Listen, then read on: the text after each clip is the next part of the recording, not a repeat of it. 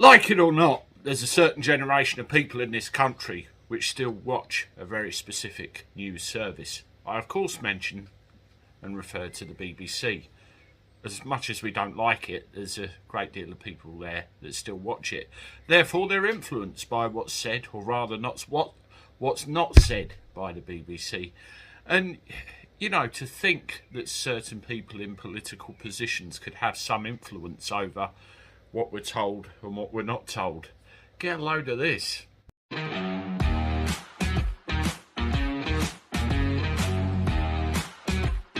Everybody, welcome back to the channel. Hope you're doing all right. I'm not too bad. Let me know that you're well in the comments. Everything's good in your worlds, and you're going to have a good day ahead. Thank you very much for the support for the channel. Please, if you're just here for the first time, subscribe. Hit the red button at the bottom, and if you've been here a while, make sure you still are. Hit the like button, leave your comments, and share the content. It's important that all this stuff gets about. Well, no more important than stories like this. You see,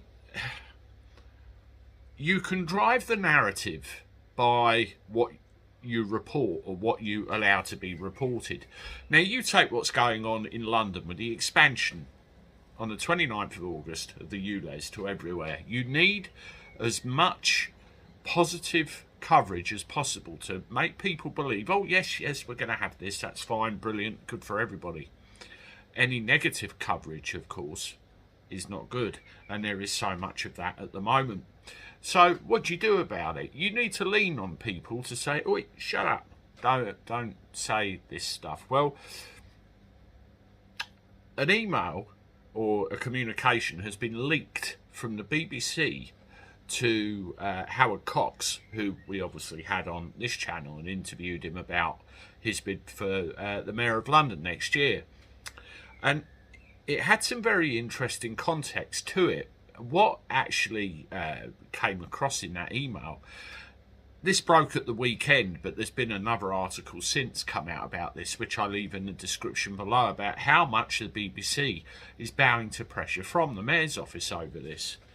There is an active complaint in place, which basically says that there's to be no coverage of ULEZ, no stories at all, unless they get clearance from the very highest levels. Imagine that. Now, listen to this little excerpt. The BBC producer was told in an email, I assume this is the guy that leaked the thing, to news staff from Dan Finneman, senior news editor, BBC South East, if any platforms are doing a story on ULEZ charges in the South and South East, we now need to do a mandatory referral to Jason Horton or Robert Thompson. This is reference to an outstanding complaint with the Mayor of London, which is very live at the moment. Jason Horton is the Director of Production, Local Services at BBC News and Current Affairs, head of BBC South Today and BBC South East. He's also an acting director of BBC England. Robert Horton is BBC's managing editor for online and TV in BBC England, so pretty high up people. According to Reform UK, the BBC whistleblower told Mr Cox all ULEZ stories are now a mandatory referral. We can't report without BBC bosses saying we can. Now you tell me, Howard, that doesn't stop people from doing it in case he complains about them too. Unreal to have such an edict put on us by a politician, and my bosses running scared of calm. I also believe a BBC London investigation into ULEZ has now been paused because of pressure from the Mayor's office.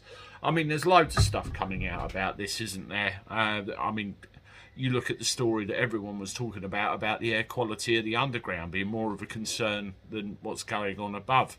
But clearly, someone has got something on somebody to put the kibosh on any stories about this coming out, and the more that we can do to expose it and to report on it and make people aware of it, the better. Read the links I put in the description below.